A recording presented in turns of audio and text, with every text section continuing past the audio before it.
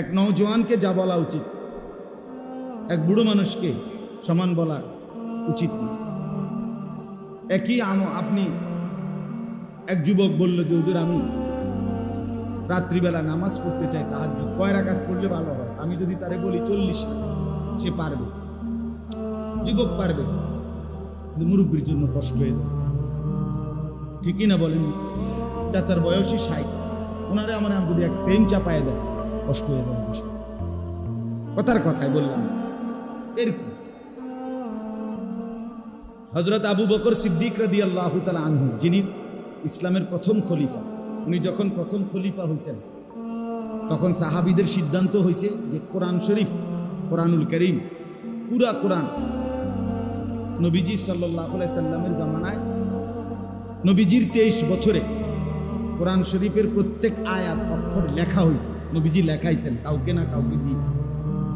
কিন্তু একসাথে পুরা কোরআন এক জায়গায় সবগুলো লিখিত কপি, কাগজ যেটাতেই হোক, কাঠের মধ্যে হোক, চামড়ার মধ্যে হোক, পাথরের মধ্যে হোক, যেখানেই লেখাইছে মনে করেন, তখন তার অ্যাভেলেবেল কাগজের কিছু ছিল না।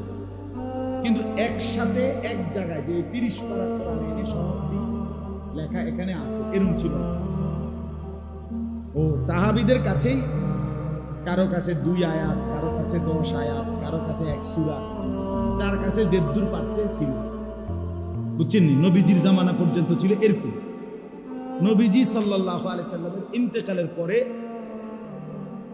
প্রথম খলিফা আবু বকর সিদ্দিক রাদিয়াল্লাহু তাআলা আনহুর জামানায় সিদ্ধান্ত হয়েছে যে এই লক্ষ লক্ষ সাহাবী সকলের কাছ থেকে যার কাছে লিখিত যা আছে সব একত্র করে, প্রত্যেকটা যাচাই বাছাই করে, আবার একাধিক জনের মুখস্থর সাথে মিলাইয়া পূর্ণ পরীক্ষা নিরীক্ষা করে পুরা কোরআন একসাথ করা হয়। বুঝছেন? এটা একটা কি হয়েছে মনে করেন, রাষ্ট্রীয় সিদ্ধান্ত হয়েছে। হযরত আবু বকর সিদ্দিক রাদিয়াল্লাহু তাআলা আনহু উনি অনুমোদন দিয়েছেন খলিফা। এখন প্রশ্ন হয়েছে, এই যে ভারী কাজটা, এত বড় প্রকল্প, লক্ষের চাইতে বেশি সাহাবীর থেকে সবগুলো সংগ্রহ করা, সবগুলোকে যাচাই বাছাই করা, আবার এগুলোকে আপনার একত্রিত করা অনেক বড় কাজ। এটা ছোটখাটো একটা কাজ। একটা রোড স্যাংশন হইলে এইটা আপনার কন্ট্রাক্টর পর্যন্ত কাম শুরু পর্যন্ত কত ফাইল, কত সিস্টেম, কত কিছু বুঝাই, ঠিক না? বলে নাকি বস্তাত করে টাকা আইনে এটা শুরু করে দেয়। অনেক কিছুর প্রসেসিং পরে গিয়ে এটা কি হয়, কাজটা শুরু হয়।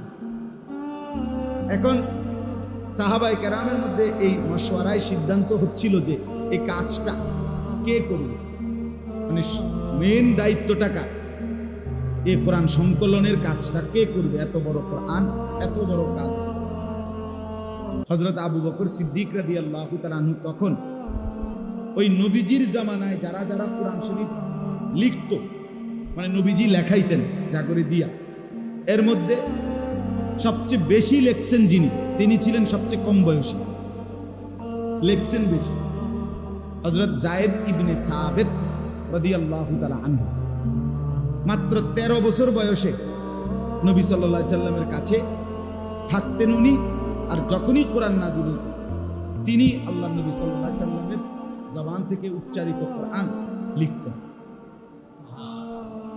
এখন আবু বকর সিদ্দিক রাদিয়াল্লাহু তাআলা আনহু যখন খেলাফত, এই সময় আয়েশা ওনার বয়স 16, ওই ছোট মিয়া।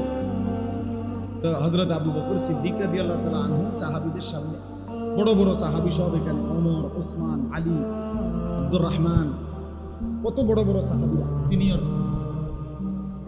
সবার সামনে উনি প্রস্তাব দিলেন যে এই কোরআন সংকলনের এই ভারী কাজ, এই বিশাল প্রকল্পটা, এটার প্রথম জিম্মাদার, মেন দায়িত্বশীল দেওয়া হোক, আমার প্রস্তাব এই 16 বছরের যায়েদ ইবনে সাবিতকে, এই নওজোয়ানকে আবু বকর সিদ্দিক বললেন। সবাই বললেন জি, আপনি তাহলে জিজ্ঞেস করেন ওই পারবে কিনা, বুঝলেন? তো ওনারে ডাক দিছে, ডাক দিয়া না বসাইয়া হযরত আবু বকর সিদ্দিক রাদিয়াল্লাহু তাআলা আনহু জিজ্ঞেস করলেন, যায়েদ পুরা বিষয়টা তো বললেন যে কোরআনুল কারীমকে সংকলন করতে হবে, একসাথ করতে হবে। যত সাহাবীর কাছে যা আছে সব আনতে হবে, প্রত্যেকটা আয়াত লিখিত মিলাইতে হবে একাধিক কপি। আবার সাহাবীরা যারা মুখস্থ পারে তাকে স্মৃতির লগে এটা মিলাইতে হবে, ওনারা পড়বো তুমি মিলাইবা, এটা কোনো খামখেয়ালি কথা না।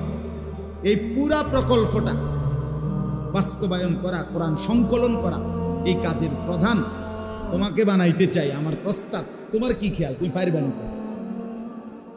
হাদিসে স্পষ্ট আছে, আমরা নিজে পড়ছি। ওই 16 বছরের নওজোয়ান যুবক, তিনি মুচকি হাসি দিয়ে বললেন, আমিরুল মুমিনিন, আপনি কি বললেন?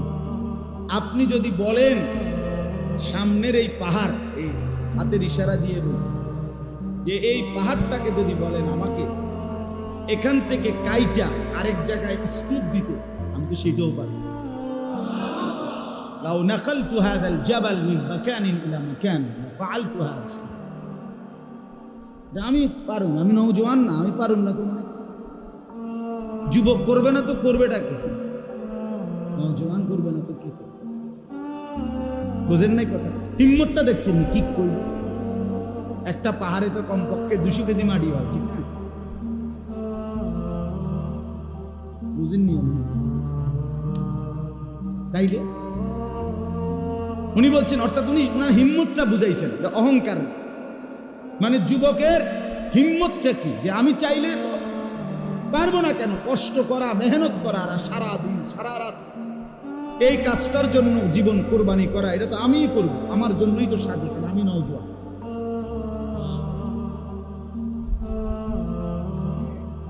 যুবকের মধ্যে অসম্ভব শক্তি। নওজোয়ান গড়লেও দারুণ গড়তে পারে, নষ্ট করলেও একদম নষ্ট করে দিতে পারে, কষলে একদম পচা যায়। আর যদি সাজায়া জড়ে নিজেকে, আল্লাহর আরশের নিচে ছায়া পায়। নবী সাল্লাল্লাহু আলাইহি সাল্লাম, হ্যাঁ, 7 ধরনের ব্যক্তি আল্লাহর আরশের নিচে জায়গা পাবে হাসরের ময়দান। তার মধ্যে 7 ধরনের মধ্যে 2টাই যুবক। একটা হলো যে যুবক শাবুন নাশাআ ফি ইবাদাতিল্লাহ, যে তার যৌবনকাল আল্লাহর বন্দেগীতে কাটে। 2 রাজুলুন দাআতহু ইমরাআতুন যাতু মানসাবিন ওয়া জামালিন ফাকালা ইন্নী আখাফুল্লাহ। ওই যুবক, ওই পুরুষ, ওই সামর্থ্যবান যুবক যাকে সুন্দরী, রূপসী, বংশীয়া, বংশেও বড়, চেহারা সুরত, রূপে গুণেও সুন্দর, এমন সুন্দরী বংশীয়া নারী মেয়ে তাকে জিনা ব্যভিচার, অবৈধ প্রেম ভালোবাসার দিকে ডাকছে। আর সেই যুবক, সেই পুরুষ উচ্চ কণ্ঠে বলে উঠছে, না, আমি আল্লাহকে ভয় করি। আল্লাহ নবী সাল্লাল্লাহু আলাইহি সাল্লাম, আল্লাহ তাআলা সাথে সাথে আরশে আজিম থেকে ঘোষণা করে, যুবক, আমি তোকে আমার পাশে বসতে দেব। হাসরের ময়দানে তুমি আমার পাশে বসো, আমার আরশের ছায়ায় বসো। একজন বিশ্ববিখ্যাত বুজুর্গ ছিলেন হযরত মালিক ইবনে দিনার রাহমাতুল্লাহ। উনি বলতেন, ইন্নামাল খায়রু ফিশ শাবাব, কল্যাণ, সমৃদ্ধি, খায়ের, যত কিছু সব যুবকের মধ্যে, যৌবনের মধ্যে। এই জন্য নওজোয়ান ভাই আমার, কাজে লাগাইলেও এটাই হায়াত, নষ্ট করে দিলেও এটাই হায়াত। এই রাতও আর ফিরবে না, দিনও আর ফিরবে। 24শে জুলাই 2024, রোজ বুধবার, পৃথিবীতে আর কোনোদিন এই শিরোনাম হবে না। হবে কি? আগামী বছর 24শে জুলাই হবে, কিন্তু সেটা 25 সাল। আগামী সপ্তাহে বুধবার আসবে, কিন্তু সেটা 24 তারিখ। হুবহু এই শিরোনাম আর হবে? হবে? আর হবে না। কোন রাত আর ফিরে না, কোনো দিন আর ফিরে না, কোনো ঘন্টা আর ফিরে না, কোনো সেকেন্ড আর ফিরে না। ইউকাল্লিবুল্লাহুল লাইলা ওয়ান নাহার, আল্লাহ বলেন আমি রাত্র দিন পরিবর্তন করে থাকি। হুয়াল্লাযী জাআলাল লাইলা ওয়ান নাহারা খিলফাতান, আল্লাহ বলে রাত আমি বানাই, দিন আমি বানাই, খিলফাতান পর্যায়ক্রমে, বাই সিরিয়াল, বাই রোটেশন, একবার রাত একবার দিন, একবার রাত একবার দিন। এই যে রাত দিন রাত দিন রাত দিন, আল্লাহ বলে এটা আমি